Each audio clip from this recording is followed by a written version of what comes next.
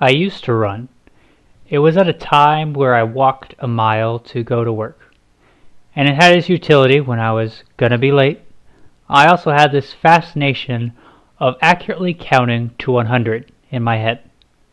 I'm fairly confident that I can count to 100 out loud, and inside my head I can count to about 20 confidently. And this is more of a procedural where I'm confident that the last three numbers are the previous three numbers, and I'm not skipping or repeating any. And I'm not allowing the flow of counting to take me. And this is the time where I combine those skills to get better at both. While running, I felt like quitting because I was breathing heavy and I got a stitch in me.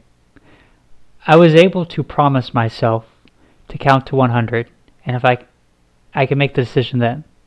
And this allowed me to get much further than I could have if I made the decision right then, because usually a stitch goes away, you're pretty good, as long as you're fairly healthy. And if you're counting your steps while running, it is stressful. There's a lot of restarts, a lot of deciding if I want to count out loud so that I can keep track better, even though it would cost more breathing. And it took me about 6 months to run 10 miles in a day without really trying too hard. Also at this time, I was listening to David Goggins.